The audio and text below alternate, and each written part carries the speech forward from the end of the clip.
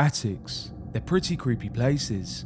No one likes going up there, even for a few minutes. For most of us, it's a dark and dingy place for storing old pieces of furniture or items that have sentimental value. For one woman though, she found something that she would have never in her wildest dreams have expected to find. After hearing this story, I personally will never be going in my attic again. Without any further ado, let's get into the horrifying story of Something's in My Attic.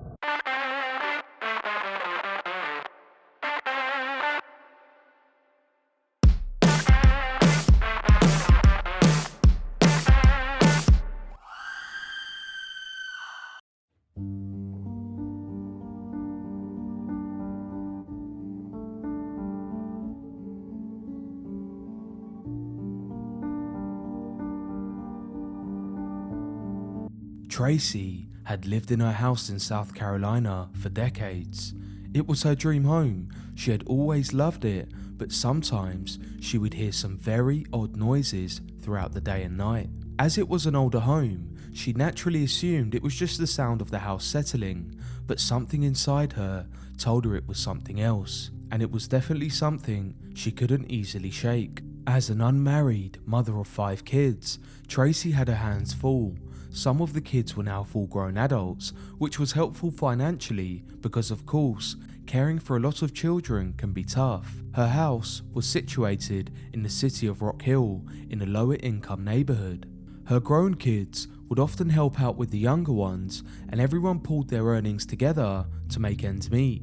It was a happy house, even if it wasn't a wealthy one. As long as everyone had food on the table, everything was okay and everyone was happy. It was a normal day for Tracy one September morning, when all of a sudden, she heard a loud banging noise coming from somewhere in the house. Her natural reaction was to assume someone was trying to break into her home. She immediately ran over to check all the locks on the doors and the windows, and this is where the horrifying reality settled in. The sound was not coming from outside the house, it appeared to be coming from inside the house. As Tracy tried to find the source, she realised it was coming from somewhere upstairs. The sound loudened and Tracy knew she had to investigate. She was so nervous, but she began to walk up the stairs. But no matter how hard Tracy tried, she could not find the source of the noise. She had searched all over the second floor trying to find it, but everything had been in its place. She discovered that it was likely coming from the attic, a dark and lonely place none of the family had been for years. The noise continued, but Tracy couldn't pluck up enough courage to go and check herself. So for the next several days, Tracy got comfortable with the possibility that a ghost might have haunted her house. But what was really up there was way more terrifying. Who or what was making the noise, and what did they want? Maybe the children had been playing up there, she thought, but when she asked them, they said they had not been up there in years, and neither had Tracy. As the days passed, the noises continued, and they occurred way more frequently. Tracy began searching for anything that could be making noises like that. There was one possibility though, that she had not considered, and that was wild animals. Perhaps a family of raccoons had found a hole in the roof and decided to make a nest in the attic. As we will come to find out, it wasn't pest control she needed to call, it was the police. To make things even more spooky, it began to rain nails from the ceiling. As it was an old house, there was a number of wooden boards that had been nailed into the ceiling in Tracy's bedroom, and these nails had been pushed out and fallen onto the floor. Naturally, Tracy was terrified. It was like her whole house was haunted and wanted her to know. A raccoon could not methodically be pushing nails out of the ceiling. It had to be something else. It was like some kind of spirit was wandering around Tracy's home, causing mayhem and trying to scare her family. It was time for Tracy to face her fears and head up to the attic to see what she can find. She hoped it was an animal and not a ghost, but she was so terrified in what she would find. 2 of Tracy's sons were full-grown adults, as was one of her nephews. She told them about what had been happening, and they mentioned they had heard strange noises too. So the three men decided to go into the attic and report back to Tracy to what they had found. They didn't want her to go up there alone, and as they slowly crawled into the attic, Tracy waited at the foot of the stairs to see what they would find. Once the men had reached the attic, they were shocked with what they saw and the smell that hit them. It smelt like something had been living up there and not taking care of itself. There was trash all over the attic, along with a large pile of coats. What was odd was the presence of a small body huddled up in one of the corners of the attic. The men walked over to see who or what it was. To their shocking discovery, there was actually a seventh member of the household. Just as one of the men reached out to touch the body to see if it was alive, it began to stir. The man woke up, saw the three men standing down at him, and he sprang into action. He definitely did not want to be caught by Tracy's sons and nephew, and immediately ran down the attic stairs and out onto the street through the front door. As he ran past Tracy, she realised that she knew him. It was a face she had not seen for 12 years. Now that Tracy knew who the man was, it was time to call the local police unit.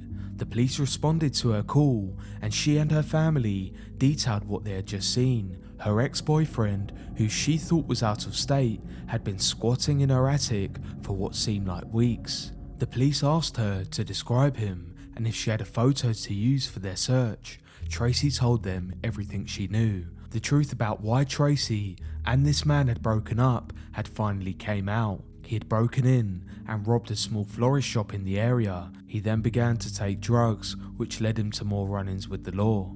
In an effort to keep her family free from him and his wicked ways, she broke up with him and hoped she would not see him again. Clearly, the man had some other ideas and decided to stick around. Never could Tracy have imagined that she would have an unwanted tenant who she thought she had cut ties with 12 whole years ago.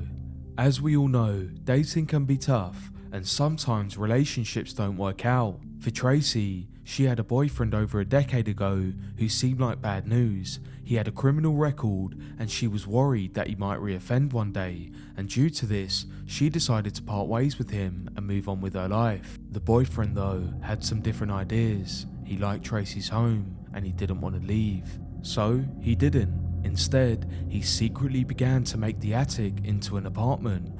When she was out of the house, he moved all of his belongings into it. Tracy rarely used the attic, which meant that she would have never known that they were living together.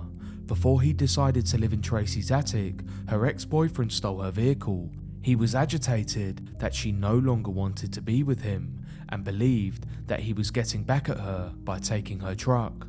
Naturally, she reported her vehicle had been stolen, and the police immediately caught him for auto theft. After serving a short time in prison, he returned to Carolina, and Tracy believed that she had heard the last of him.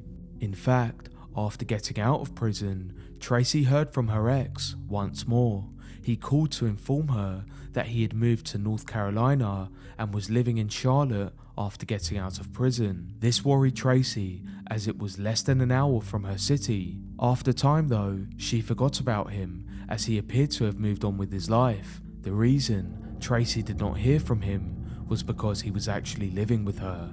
The police began to search for the ex-boyfriend and decided to examine the attic for clues. As he had been there for what turned out to be a couple of months, he must have left some things behind in his mad dash. He had made a nest out of winter coats that Tracy stored in the attic. As there was no bathroom, he had been using cups. The source of the bad smell was coming from them cups. Not only was the ex-boyfriend living with Tracy, but it seemed like he was obsessed with her to the point of being extreme. He had tampered with all of the air vents in the ceiling. They were now basically screened windows into the rooms of the top floor of the house.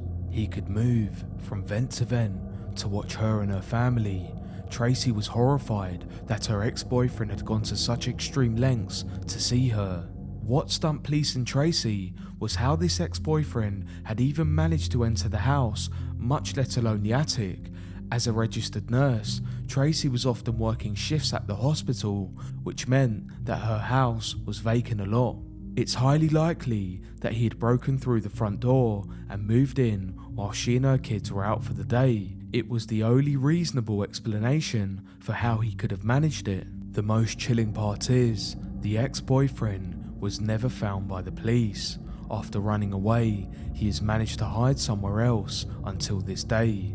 11 years later, the police are still on the lookout for him, but Tracy will not feel safe until he is found. Will he stay away from Tracy and her family? Will he become obsessed with another woman? And the most important question is he or will he do the same thing again? If you hear strange noises in your home, you should always investigate them. More often than not, it's probably just wild animals having fun, but as we come to learn, that's not always the case. In some circumstances, someone else could be living with you in your home without you or anyone else ever knowing a thing. I've just got to say, that has to be one of the creepiest stories we've ever covered on this channel. I hope you are just as freaked out as I am right now. If you like this sort of content, please let me know in the comments down below and subscribe to the channel because there's always something new to see here every single day. Stay tuned for part 4 and hopefully I'll see you all in the next one.